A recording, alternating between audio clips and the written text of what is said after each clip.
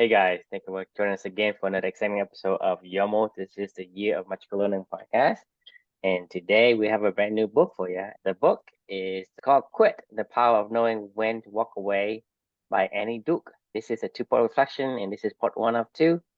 And the reflection number is 349.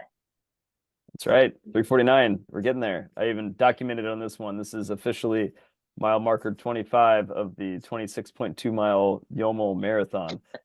We are down to 1.2 miles left to go in the journey. And, it feels good. I'm going to turn my space heater on because it's 10 to 5 degrees outside. Yeah, That's cool.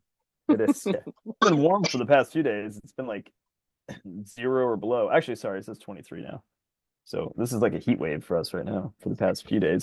So you know who Annie Duke is. I think you've read some of her books before, right? Yeah, Are yeah. are you a poker fan by any chance? No, not.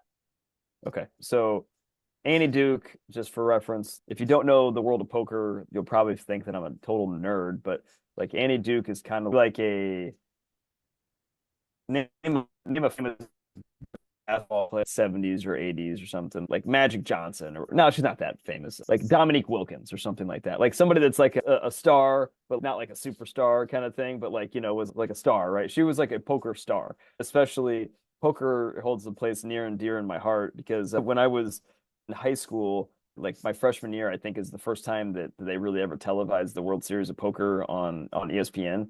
And for whatever reason, it just like caught like wildfire with like my friends and my generation. And I'm an incredibly competitive person. And I just remember playing cards over at my friend Kyle's house until 3 in the morning when we were freshmen, sophomore, juniors, and seniors in high school, and gambling away our money that we had no idea that we had, and playing all these games, having a ton of fun while we were watching World Series of Poker on ESPN, and Doyle Brunson's playing, and Johnny Chan, and Annie Duke was one of those famous players. Her brother is this poker legend named Howard Lederer. They call him the Professor. The Howard Lederer is the reason why she ended up getting into poker. She was actually like a psychology major, apparently. I learned this in the book.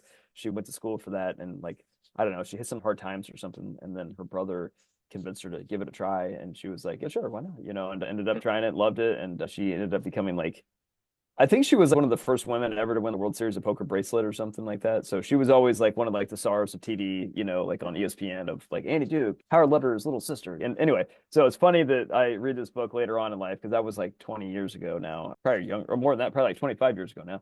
And now she's went back to school, but she continued to play poker. But then she ended up writing books and stuff. And now she's like a successful author as well as kind of just a thought leader out there taking what she's learned in the poker world and her psychology world and combining it all together and kind of packaging it all together. So it's pretty cool. Side note, secondary poker story. I stopped gambling when I was like 25 or something like that. I loved it, loved every minute of it. At one point in time, I wanted to be like a pro Love poker. it too much. Loved it too much. And I did not know my emotions, and I did not know myself. I did not know my values as well then. So I could not control myself. I let my emotions take me on a ride, and it was a roller coaster up and down all over the place. And yeah, so I luckily somehow figured out how to stop myself and don't gamble. I don't even play cards with friends anymore, just for fun with no money. I just won't gamble. But anyway, this is my last gambling story. So my wife now, we started dating when she was like I want to say she was probably like 20 and I was 20 like 3, and I was 22 and she was 20, and I had just graduated from college and she was turning 21. So I was 23 now and living away from where she was. She was still back in college where we went to school at, and she really wanted to go to Vegas for her 21st birthday. And I was like, sure, why not? Like I'll with you to Vegas. So we go to Vegas, and we're staying at this is the only time I've ever been to Vegas by for reference, by the way. I will never go there ever in my life again. I mean, I just can't do it. So I go into to we're there, we're having a good time, whatever. One of the days she's like, "Hey, do you want to go like play cards before we go to dinner or something like that, or go like to the casinos before we go out to dinner with my family?" And I was like, "Yeah, sure, let's do it." So I go down to the poker room in Caesar's Palace, and I'm going to the chip cashing station to get chips and go play poker. And there's this guy in front of me in the line, and it's Johnny Chan. Do you know who Johnny Chan is? I've seen him before on TV. Yeah. Okay, so it's Johnny fucking Chan, right? Like, I mean, have you ever seen the movie Rounders before? No, not. Oh my God, that is like in actuality one of the best movies I've ever seen. Just so you know, this movie Rounders is probably one of the top 10 movies I've ever seen in my life. In like my high school buddies and I that were super into poker, they would play like on a loop, right? You know, in the background, it was with Matt Damon and Edward Norton Jr. Such a good movie. It was like an underground poker club movie, you know, that was kind of like off the beaten path. It wasn't like one of these big mainstream blockbuster movies.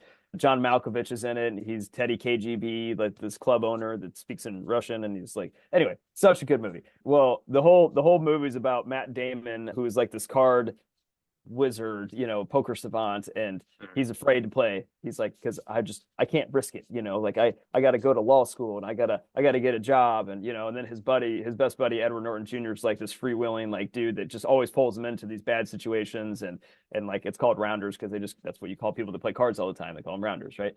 So Matt Damon has to get out of this bad situation that he's in, and he goes to Atlantic City one night, and he's like, I never told anybody the story, but he was like, I went toe to toe with Johnny Chan one night on a table in Atlantic City, and he tells this like story and how he bluffed Johnny Chan, and they show the scene or whatever. Matt Damon's like, you know, it's like time to show your cards, and he throws in his last thing. And he read Johnny Chan so well that Johnny Chan folded his cards, and he looks up at him and he goes, "Did you have it?" And he goes, "Sorry, I don't remember, John." And like his buddies are like, Johnny fucking Chan, man. So this is me at this age, right? The Caesars Casino getting chips, and Johnny fucking Chan is standing right in front of me, and I'm like, Felicia, I'm like looking at my wife, I'm like, oh my god, it's Johnny Chan. She's like, who the fuck is Johnny Chan? I'm like, it's Johnny fucking Chan. Like, you know, like, yeah. So that was my fun card story. Anyway, I'm on a total sidetrack, but that was fun. Thanks for indulging me. Back to the story, right? So this is Andy Duke's book. It's about the power of quitting and knowing when to quit. And anyway, so I loved it so much that I wrote a 2-part reflection. The first part, part one, is the ants go marching one by one, except when they don't. So well, yeah. sounds about right. Well, let me explain, right? So this YOML journey is, as you know, started.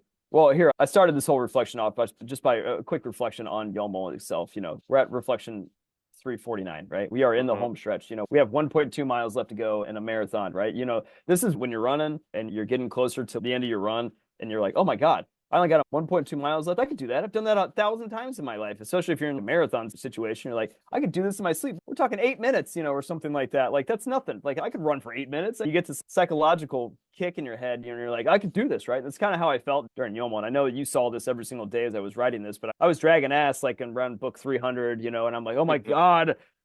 You know, that was when I hit that bonk, right? You know, when you run out of energy in a real marathon kind of thing. And anyway, I hit my last stretch, and it made me reflect on how amazing this journey had been, right? And this is something that I will never forget for the rest of my life. And we're still going, by the way. I mean, you and I are still doing this, and I'm still writing today. And I'm on, you know, I decided to turn it into an ultra marathon. Now we're on 432, right? So, you know, we're almost 100 reflections ahead of this one now. And that was supposed to be the end of the marathon, right?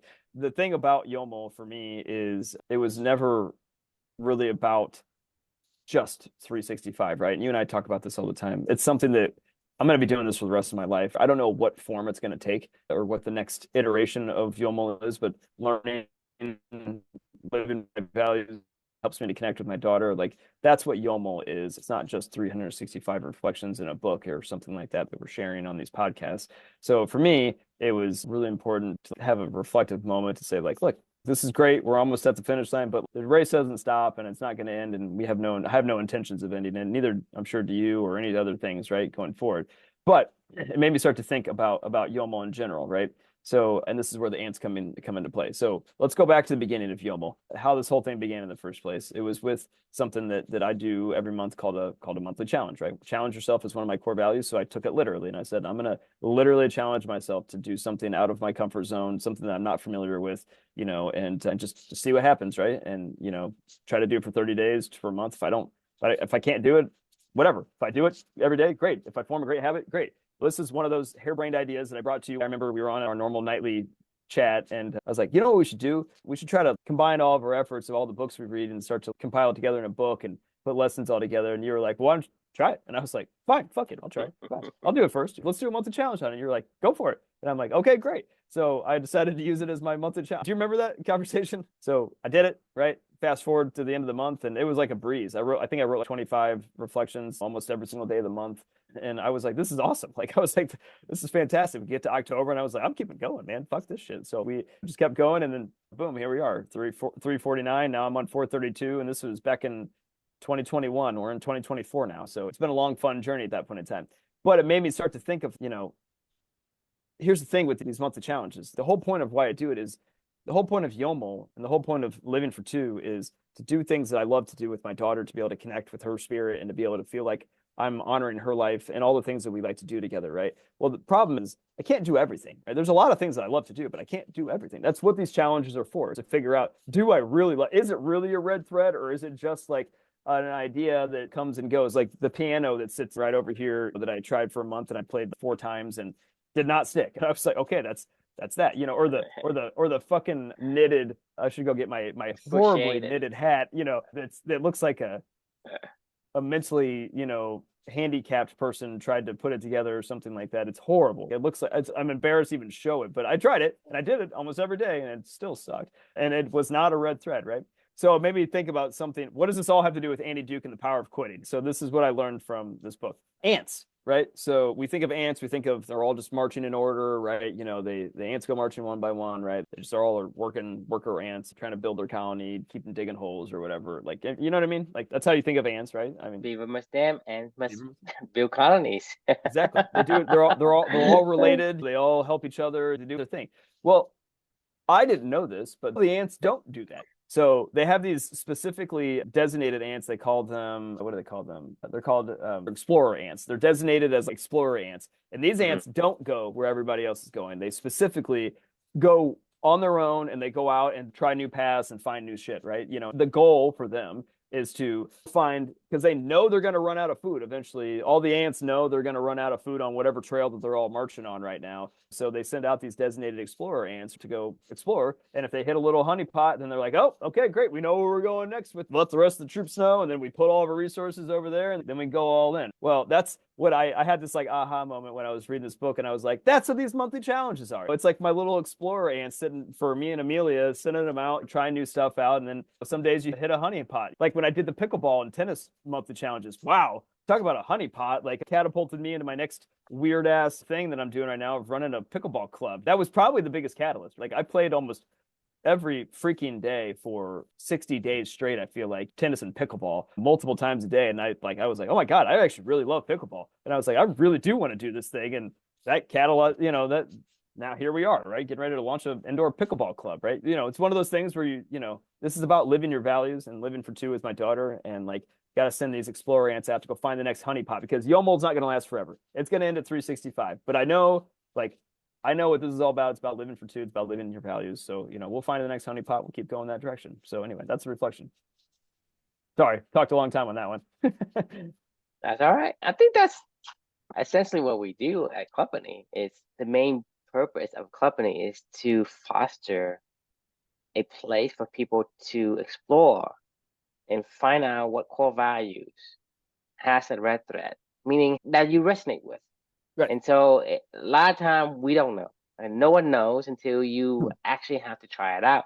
This is one of the biggest, I guess, learning moment for me is when I was able to guide somebody through the quest, and I say, well, you don't know your core values, right? And a lot of times you think you know, but that's because we were told and we were conditioned to do to say, hey, I love to be, challenged. I love to be competitive. I love to, be hustling and bustling. But sometimes that's not true. That's somebody else is talking, right? It's right, someone else talking through you versus you actually think, hey, this is what I really like. Because without the I guess the desire or the drawn to, like, when you pick up the pickleball, one of the things you did is like you get to the point where you go there for 3-4 hours a day, for like 4 to 7 days a week, and you do that for a whole month. I mean, you over exceeded the monthly challenge. My wife is about to kill me. Right. That means you are onto something, right? Yeah. Because you come out there and you have this, I guess, goal of, hey, I want to do this, like you do the crochet thing. Yeah, I want to knit a hat, Right, and right. you didn't over exceed that. I mean, you didn't Not excel even, in it. That's not your not even Beaverman's close. dam. Right? That's not your Beaverman's dam. Same thing with the music, like the songs, right? If your goal was to write one song for your wife, and you end up writing 5 songs, yeah, that Right. is your red thread. That is the thing that resonates with you. But if you struggle That's to a do good that, challenge. I should do that. I should try to write some songs. Anyway, all right, go ahead. Sorry. if you could write some songs and you excel in it, just like you excel in writing these reflections, is that you enjoy it. When you enjoy it, you feel like you can do more and you want to do You want more, to do more. Yeah, I right? was I would go to bed every night thinking about, oh, what do I want to write about next? What do I want to get out of my head and work through the problems? It's like something magical happens every day when I get to write these things. Like the one I wrote yesterday, like I I didn't know what the fuck I wanted to write about, and all of a sudden, like an hour and a half to get that one out of my head because I just started Mm-hmm. writing, and eventually, Mm-hmm. poof, an awesome reflection pops out, and I was like, man, that was actually really helpful. Like, it was really helpful for me to formulate my thoughts and to get it out there. And I was like, high five to Amelia and went about my day. It's like that was nice. That was fun. I was in a zone and having a good time, and poof, something pops out, and I go on my day, and it's great, and I love it. Right. And I think that's the purpose of life, is to, like I said, we as human beings, we are explorer of knowledge. Mm-hmm. That is something that we are innately born with. Every one of us has that gene in us. But the caveat is the explorer of knowledge that interests you. So it's not about all knowledge, it's knowledge that What interests do you. you care So about, right? so this is what I'm saying. There are certain things like, hey, if you're a beaver, then you want to build dams, right? That is just your particular resonance. Right. You align to that particular activity. Writing is great, but for me, writing isn't. To talk about these things, you and I have, these are our honeypots. And Mm-hmm. so we have to have these exploratory activities where we want to go and explore things and see when something when aligns or when doesn't when we align. strike gold, like when we dig and you hit a piece of gold as you start digging a shot, like it's dig a lot of holes, but don't dig deep in each hole until and like this is the art of running uphill, right? Is when you go, look, I'm gonna go dig down as far as I possibly can, and I'm going to find something that I value in this hole, right? And The it's point is, if you enjoy, I mean, the thing is, it's not about what you get out of it. Like, if you have, let's say you have the capacity and the tools and the skills necessary to dig the hole, for you, it's so easy. it's It's not easy. effortless. It's not easy. It meets my abilities, and I'm able Right. to Your do it. ability is more than. It's like running, you know, Yulia or whatever how do you ever pronounce his name? The guy that's run, the world record holder for a marathon runner, right? Like his comfort zone of running is like probably a 4 minute, 10-second mile. You know what I mean? Like my monthly challenge this month is to try to run at a 5 minute mile pace for as long as I can each day at the end of my workout and just see how far I go. Do you know how far I've gotten so far? Bear in mind, I started off at 1 minute was my max that I was Mhm, going at a 5 minute mile pace. And then I was like, oh God, I'm gassed. We're about mhm. a month. I've done it every day, except for I missed one day. It's January 17th. Where do you think I'm at today? In terms of minutes or in terms Yeah, in of. terms of how long I could run at a 5 minute mile pace. I'm just trying to see if how long I can run at a 5 minute mile pace until I go, oh, okay, I can't do this anymore. Like, until I'm finally like until the control switch in I my brain think that about 5 minutes. well, no, I'm saying, where do you think I'm at right now? I started off and I was only able to do about 1 minute at that pace, before I Uh-huh. was like, okay, fuck it, I got to pull it off, and then Right. like, where do you think I'm at right now? I've been doing this each day. I've been trying to do, as long as I possibly can at the end of my workout and see Are where you plateauing or no? I'm not. So you should be able to do it about 15, 20 minutes. What? No, true. I was able to run 1 minute at a 5 minute mile pace, meaning 12 miles an hour. How long do you think I can now run at a 12 miles an hour and one with before I'm like, oh God, I gotta cut off. You said you were 1 minute. Now you can run 2 minutes at the same pace.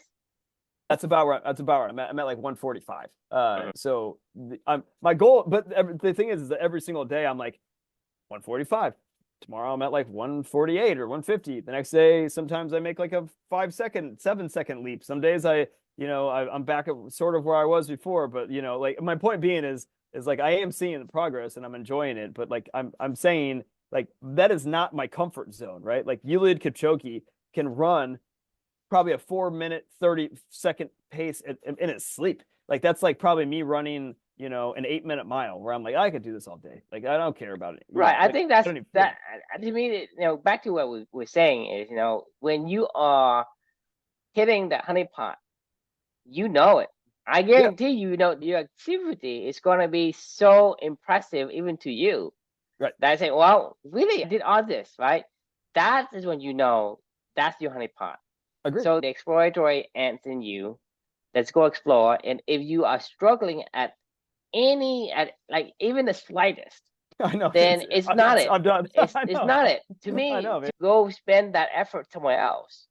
That's a great point with all these things. It's when I make progress on it and I can see the progress. Like each day when I'm doing these runs, like I get to see myself make a little bit more progress and I'm like, okay, all right, I'm making progress. Like, I don't know how far, maybe if I did this for the next 2 months, maybe I'm running a full 5 minute mile, like and running a 5 minute mile at age 40, like I'd be like, holy shit, like that's fucking impressive. And I'm like, what else can I do? You're exactly right. It's when you can see incremental progress every single day and you can feel that incremental progress and you're like, I'm improving. You see your progress is slowed and you are struggling even at the slightest. It's Right. probably not the optimal self. So I would say Right. spend that effort exploring something else, because something else is going to make you so, because to the people that hit the honeypot, it is like they could not resist but do the activity. Like Right. you can't resist but go to a pickleball game and you say, hey, I don't care if I have to play this 5-year-old, I will play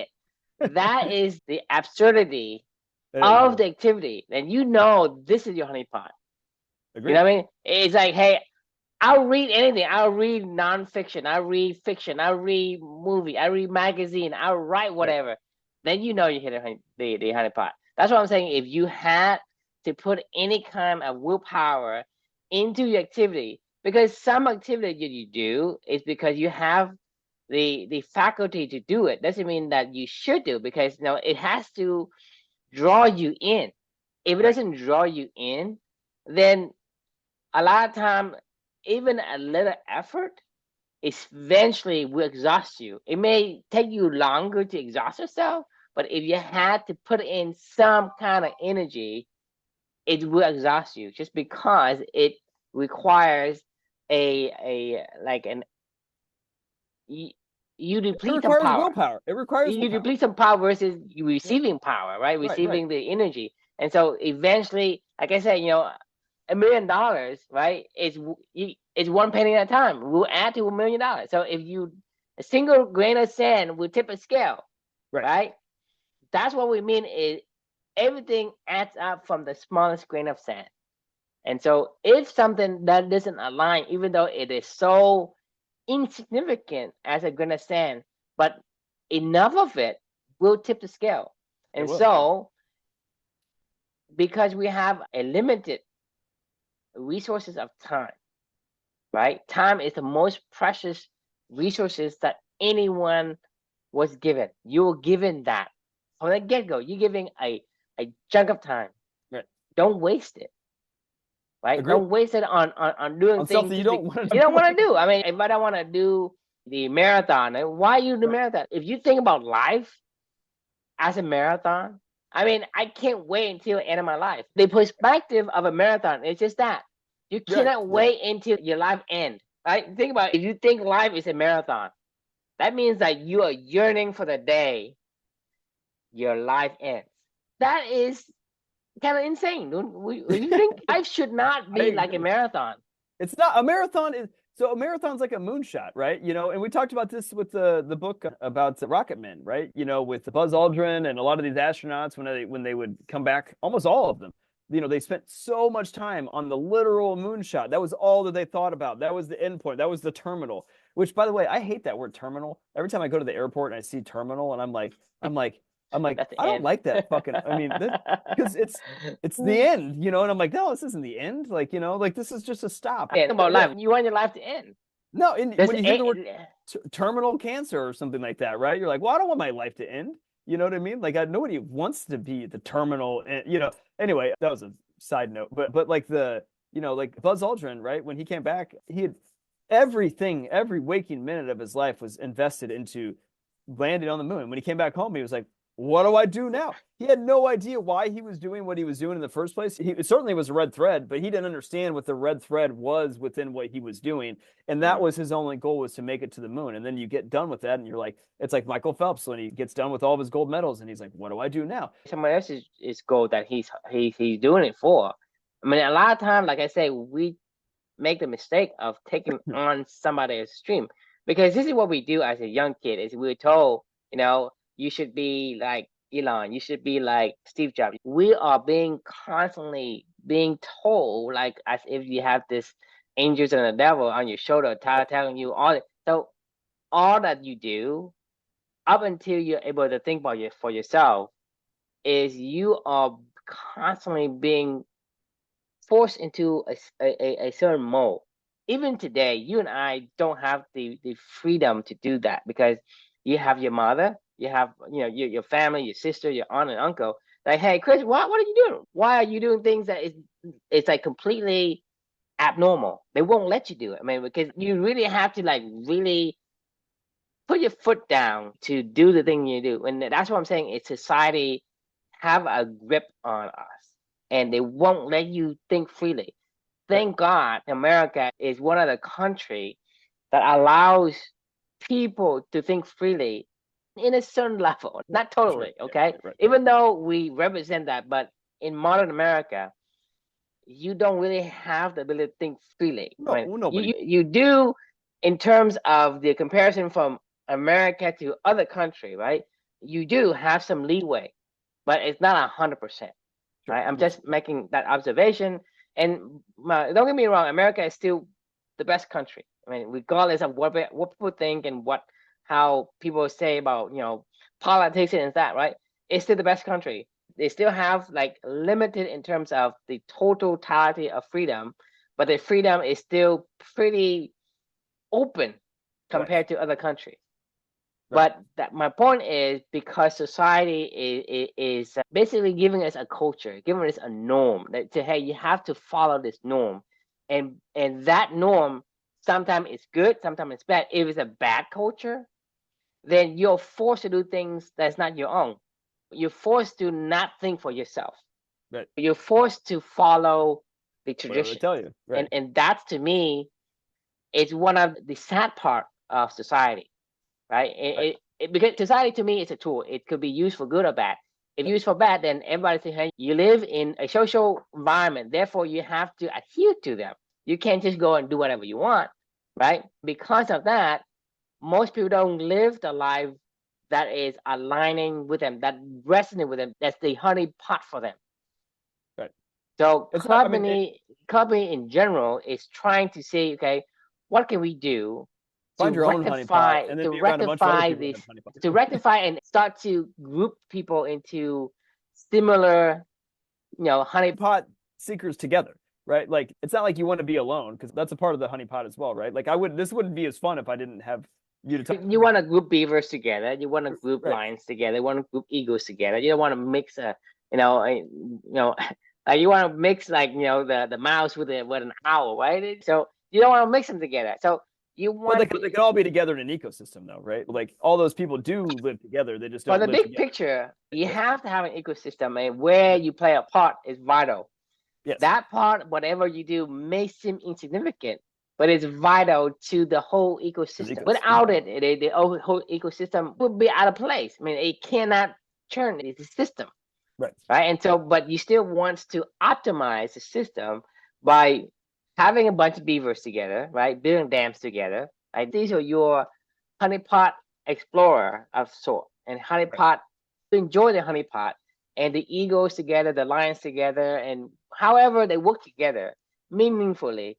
This is how we want human beings to do, because of our sophistication of our forebrain. We have the ability to segment into smaller, we call it core values, right? This is what we call core value, is what aligns to you in terms of, I'm this kind of person, I'm competitive, I like to learn, I like to think, I like to craft, I like to crochet, whatever that is I like to be the connectors. I like to be the producer.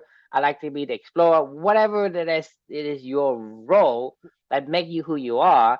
It's the core values are like a compass that you use to go set out on a course that you think is a course that you might want to go down. But it's no different than any explorer out there in the world. Sometimes, where you think you have the right settings on your compass, and you're like, oh, it's okay. The compass isn't broke. It took you to where you wanted to go, but you realize I didn't find anything there. Like that's kind of what we're talking about at a high level with all this stuff, right? It's like you got to have a compass to guide your life, and that compass is going to take you places. Sometimes it might take you to the absolute perfect place. Sometimes it's going to take you to a shit place. But that's what the whole this book is about. Is about knowing when to Out walk. the case though. The problem I see isn't because of you. I think you're using a wrong compass.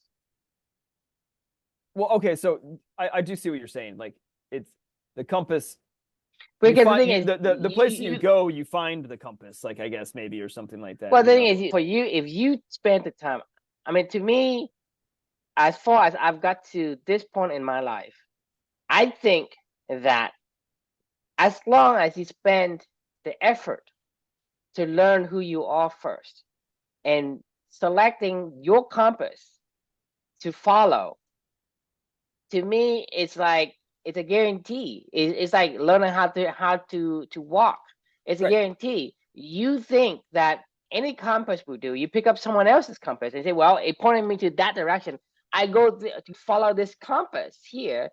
It doesn't give me the fulfillment I want because when you and I grow up, okay, we are being told. I don't know about you, but I'm being told, especially from my family and from everybody else, say, "Hey, this is what you're gonna be." Blah blah blah. You're being told essentially that's your compass, and if you listen to that compass, chances are the location of where that needle is pointing.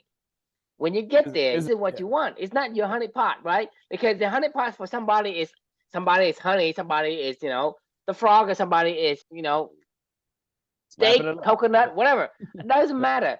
For you, is you have to use your compass, but you have to know what compass is yours and what compass isn't. And to you, if you spend the time to think about yourself and what is you want in life, the problem is most people, the people who knows what they want, probably only spend like less than 1% of the time thinking about who they are, and yet they already know what they want. Most people don't even think about what they want, and that's what I'm saying is it's not about you going to the wrong place, because I guarantee you, if you enjoy something or you don't. Yeah, oh yeah, that's what I was meaning is like that's I did in retrospect say that I was not impeccable with my words what I was trying to say in my head. Like the compass you're going to go in different directions, and the compass is going to tell you if you're either going in the right direction or not, right? Like you got to consult with that, and if you don't have a compass to consult with and you're going in the wrong direction, you'll just keep going that way until eventually you won't figure out. You're gonna bounce around like a tumbleweed, because one time my mom said this, one time my dad said that, one time my aunt said this, one time my friend said this, one time I saw on TV that I want to be like this person or that person, whatever. Like everything is giving me advice, but advice from their perspective. I'm not saying it's wrong. It's right for them, but it's wrong for you because it is not yours.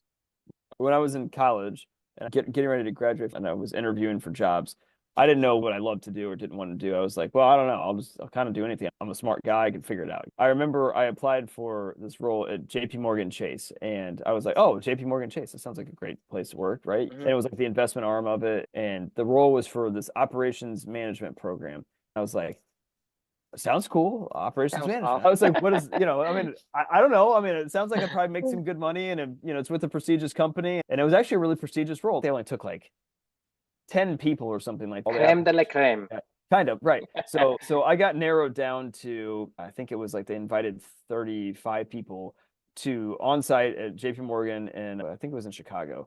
So they had this whole long day, almost like we were monkeys or something like that, where they put us in all different scenarios. It was like a full 8-hour day where they gave us role-playing scenarios or the team activities we had to do. And then literally people just watched us around the room the whole entire time. And then we would go have interviews, and we would do another activity, and they would watch us and they would interview. And I shit you not, like before I went to that interview, I was like, what is an operations management person? I was like, I know they're going to ask me, why do you want this job? And I'm like, I don't know. I'm not joking. I had no answer for it. I was like, I don't know. What does an operations management person do? And I mean, I Googled so hard to figure out like what exactly is this role that I'm like, in the final running for kind of thing. And the same thing happened, by the way. Apparently I was really good at getting into the final running. I did not get that job, and rightfully so. I didn't want it. I was just happy to get to the final stages of it. And the people that were in this room with me, all these other prestigious students from all over the place, they were like, oh, I've been wanting to be in operations management since I was 2 years old. I'm like, what the fuck? You know who United Technologies Group is? They make Sikorsky helicopters and Hamilton Sunstream Carrier air conditioners, Otis elevators. They own like all these. They're a massive conglomerate that owns all these different massive companies, manufacturing companies you probably never even heard of. I was working at a manufacturer, my first job out of school, and I was like, I want to make more money. I want to go travel. I want to do other things, blah, blah, blah. So I applied for this job, right? And it was an operations leadership program where they would take you would go around the world for like 3 years, and they would put you in all these different places. And I got invited after multiple interviews to go on site to their corporate offices in Connecticut. And I was like, man, this is cool. So they're booking me flights and doing whatever, and I'm going out there. And I was really excited to have this like full day long session out of United Technologies. And I was like, I think I'm really going to get this job, because I was in a manufacturing world, and I was like, I think I might actually be up for this thing, And then that was around the time that my girlfriend was like, hey, I just took this job at Teach for America, and I'm going to move to Indianapolis. And she was like, if you want to stay in a relationship with me, you need to move to Indianapolis. And I was like, motherfucker. And so I had to make a decision whether or not I declined to go out to Connecticut for this, and I declined a role that I thought I was perfect for. But once again, I still had no idea what even operations management was. I was like, I don't know why I kept going down this road. It just was not. These are just, upon reflection, fun stories of, to your point of, we just start to do stuff because we think we want to do it. I was like, oh, I want to go work at this massive company that'll send me around the world. If you can't tell people what it is you want to do, it's not you talking. No, it wasn't at all. I was like, this Chris, is operation management. My friends will be really jealous if I get to go to Dubai for 6 months and whatever. You know what I mean? I was like, so stupid. Like, that's exactly my point. Is that exactly, because the thing is, we have this voice for whatever reason. It's been put on and latched to us like some kind of like, I'm not like a parasite that sits onto you and tell you you want this, you want that. But then at the same time, you have no idea what it is. What you're giving up to do that. Like, you don't even know what it is and what piece of your soul you have to give away to go do that. And then you don't know it until way down the road, and you're like, what the fuck am I doing? And like, if you're lucky, you say that. And if you're not lucky, then you just continue to be miserable. And then eventually you're like, well, I just got to get to retirement. I got to get to that terminal, that end terminal of retirement, and you're like, why would you? You shouldn't be looking forward to retirement. Like, you shouldn't be. When you don't like something, it seems like a marathon. That's what I'm saying. If you don't like your life, right? Your life is a marathon, and because it's a marathon, you're yearning for the day where your life ends. That is so sad. You think about it. It is sad. Think about lives. Like, life is miserable. Okay. No, I agree. Yeah. People think life is misery, right? That is so upside down. Yep. Because the thing is, people are so lucky to be alive. When we talked about this before, it's one in how many trillion chances for you to be even 400 trillion, I think, is what the scientists say to be alive, to exist, and to continue to live, and yet you're yearning for the day where it ends. The terminal. And to me, you think about that perspective, it is such a shame that you're giving this chance of a 400 trillion, one chance in a 400 trillion, and you cannot capitalize on it. Or enjoy. You want to do something that is like what people want versus what you want. You think about this Chris, right? This Chris is like part of the creme de la creme. People want him to go do the operations management, even though when he doesn't know what it is. And he works all the way, and he leads many teams. He have gone to Salesforce, which is harder to get in and to go to Harvard. And now he's opening a pickleball club. It's wild. Think about it, right? Or set for this I don't know, this management line of managers and I'm entering the whatever. prime of my You, career right now. Like I could you're easily being groomed. You're being groomed like as an early young person to like become chief this. revenue officer of a large smartphone. In Right. you're groomed for that. But here you are, wanting to open your own repertoire club. And I'm excited about it. And I'm more excited about this than anything I've ever been. If anything, like I'm sad right now because all I want to do is to go be in the facility and be around people that want to play pickleball. And like all I can't do right now is go do that right now. And it's driving me nuts. Like this is probably the hardest part of the whole process is just fighting through this suck, until I can get to the fun shit but I know that it's getting better every day and I'm cool with that. But you said something that was just a second ago that wanted to piggyback on top of, and now I think I just totally forgot about it. Oh, the marathon thing of marathons suck. They do suck. If you're running a marathon just to run a marathon to get to the end of the marathon, like that, you're in for a world of hurt. It's gonna suck. I don't want to do any marathon. Well, no, you can do a marathon. So if we're comparing it to a marathon, right? I made something that I love. I'm not on a marathon. You are. Well, I'm basically in a car driving around. Hang on, let me finish what I was gonna say because I know exactly what you're gonna say because you're right. I made something that I loved.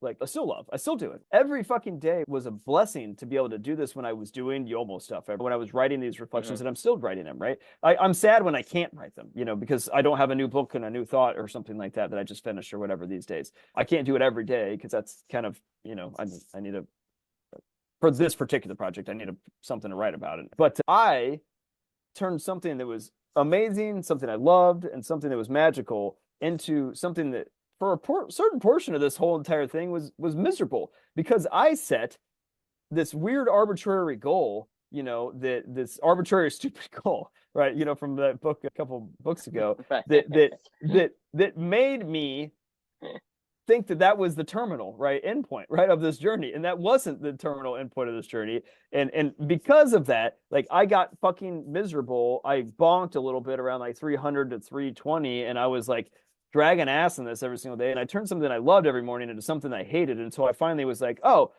this isn't the end of the day. This is like, and this is when I started to realize that this is the kind of perspective that we need because you think about something just you keep going. love. What do you do when you finish a marathon? And you are turning it arbitrary, just constraining yourself to turn it into a series of miseries. Right. And so life is the same way, right? Life is when you do something, you say, hey, I have to do this, I have to do that every single day.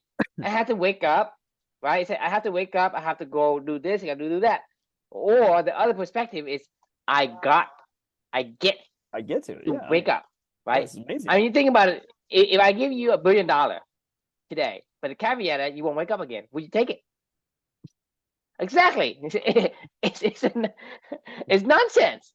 But that's what I'm saying is life is like that. If you think from that perspective, is you get to get up and you get to have a new day. You get a whole new day. Okay? Yep. And if you think about, oh, I have to get up, I have to wake up, I have to go to work, or whatever, you are thinking of it as a marathon. Yep. And when you think about it, your life is passing you by because you wake up on a Monday and you're yearning for a Friday. Right. So you basically completely, lost all the fun of the week. Tuesday and Wednesday and Thursday. You completely lost it. You just basically close up your mind and basically you wait for a Friday and you enjoy this Friday, Saturday, and then you and then you're miserable. Get ready to go back to Monday. You get stressed on a Sunday again, right? So you think your life is like in your life. That's what you do every single day. You think about it, like your life. You have what? How many thousands of days? How many thousand days do you think you have? I have no idea. 30,000 days, right? I don't know. You think about you could no, you're talking about 100 years. Well, if you're lucky. I'm saying if you take 100 years, I mean that I'm giving you more than you deserve. 100 years, right? Times 365. That's what? 36,000 days, right? 40,000 days. Is that a lot? If you think from that perspective, it isn't. And you are throwing away Sunday, Monday, Tuesday, Wednesday, and Thursday. You live on a Friday and Saturday. That's all you live for. You think about how sad that is. That is really sad. Because you just turn something, your life, that it should be precious, into a marathon. And when you turn to a marathon, like I say, who put a gun to your head and make you do this thing? No one. I mean, you asked me that so many times in this journey, and I was like, I don't know, man. A gun to your head and make you buy a $500,000 house that you don't need? Who put a gun to your head and make you buy the car that you never can use? Who put a gun to your head and make you buy all the shitty things that you never need? Right. No one. Right? And then you say, well, I have to go pay bills. Right. Like, fuck it. The thing is, you understand, if you live in the United States, you basically have no loss guarantee. You say, well, I either gain or I don't lose anything. You go back to zero. You don't go negative. In other countries, you don't have that opportunity, because if you lose, they will go after you for life. Right. In America, you can say, hey, I borrowed some money. I did this venture. Well, now I lost the money I had, but it wasn't my money in the first place. I don't owe extra. I can file for bankruptcy. Man, America is like, you have this safety net that's ground floor. You cannot lose. Right. You don't win, but you cannot lose. Right? You either win or you go back to where you were. Right. So you think about it. If you think about the perspective, that perspective gives you whether or not your life is a marathon or it is something that you want to have the longest as possible. Because you get to the point where you say, well, I'm looking forward to a new day. That I get up, I get to see the sunshine, I get to think about what I want to do, choose the thing I want to do. Exactly. It'll be a blessing if you're here in 20 years, and I guarantee you, this is why we don't set goals. This is why I don't set goals anymore. I don't know what the fuck I'm gonna be. If you would have told me 5 years ago that I'd be starting a pickleball club, I would have been like, what the fuck is pickleball? Like, I would have been like, I've never even played before. Like maybe 5 years ago I had. If you asked me 7 years ago, I would have been like, what the fuck is pickleball? Like, I would have been like, that sounds stupid. That's dumb. And I'm like, that can't compute. And not only that, all the other things that have happened in my life in between then, it'd be insane for you to even utter those words to me. And I would be like, well, you don't know. But to your point, a privilege. You send your explorer ants out and you keep exploring. I found this exploring with Amelia. This is where it led us. And I'm going to keep going with it. And eventually I'm going to keep exploring other places. Eventually this honeypot, hopefully it stays nice and fertile for a really long time. But if it doesn't, and it turns out to be a dead end, then we'll take our compass, we'll keep walking, we'll keep exploring, we'll have our feelers out all the time, and we'll keep figuring it out. I mean, but that's, to your point, that's what the fun of it every single day is. Right now, I feel good because I have a honeypot that we're found, and I can't wait to go dig deeper in that honeypot. If you haven't found any honeypot, you think about it. You wake up every day and say, what do I get to do today? You can choose. So it is actually a privilege to be able to explore in the first place. Agreed. To even have the ability to do a monthly challenge in the first place. And most of us in America, we have that. The forefathers have given us that, right? We have that privilege. You can do whatever you don't take it. You don't take it. Right. You get up and you're miserable. You got to have your coffee and you're grumpy. It's like, well, it's your perspective. No one puts a gun to your head and asks you, say, hey, you got to be grumpy today. Right. And ask you, hey, don't think about what you get to do today. Because if somebody said, I give you $1 trillion, but you don't go wake up again, that makes no sense. No one would trade their life for $1 billion. There's people out there that would probably trade that if they said, well, if it helps me to have my family be taken care of for the next 150 years, guaranteed. How do you know they're going to take you? Well, how do you know? It gives your family a really good chance to be taken care of. No, it's just ability for me to take advantage of you because of your stupidity, because you're dead. How can you guarantee anything when you're dead? That's true. That's why people kill themselves for insurance money. But I'm just saying, there probably would be some people out there that might take that. But suicide isn't. Right. I know. I'm just saying, like, we don't know, but you and I, that sounds ludicrous because we enjoy our life, you know. But I guarantee to a normal human being is ludicrous. Yes, to a normal human being is ludicrous. But I could see somebody trying to rationalize, well, if I did that, I just killed myself. Irrationally rationalizing. Exactly. All right. That's kind of all the thoughts I had on this one. Any final thoughts for you on? That's a good place to stop. But I'm saying is, you know, it's perspectives. If you think about your life as a marathon, right? You are putting arbitrary constraint on yourself, and all that does is make your life miserable. You can turn into something beautiful into something ugly. just how you take it.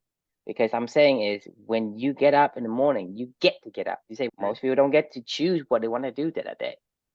Yeah, you have to go to work, but before you go to work, you have the time do whatever you want. Right. Yeah. Right. I mean, it's just how But you want what to you structure do, it. you choose to be miserable. You choose to say, my life's blah blah blah. I can't wait until Friday. Well, then your life will be miserable. Agreed. Enjoy it and keep exploring. Like, so That's the point of life. right. I mean, Keep exploring. So according to that's your me. so that's your answer. Yeah, according to True. That should be a book in the Bible. All right. So the question we could leave for everybody is, how are you actively incorporating exploration into your life to discover your next steps? Keep sending out those explorer rants, right? Because what do I get to do today? Yeah. Right? Figure it out. Because that it comes from you. It's not Right. what somebody else tell me I have to do today. Right. If you say I have to do something today, that means somebody else tells you you have to do something. If you say what do I get to do something, you're telling yourself what you can do. That's a really good point. Actually, I like that a lot. Not to do That. Like, anything. yeah, I was like, oh, I don't have to do that. Like, I anyway, get to go play tennis. yes, I get to go play tennis. All right, thanks All for right. joining everyone, and have a good night. We'll see you tomorrow for part 2. Good night.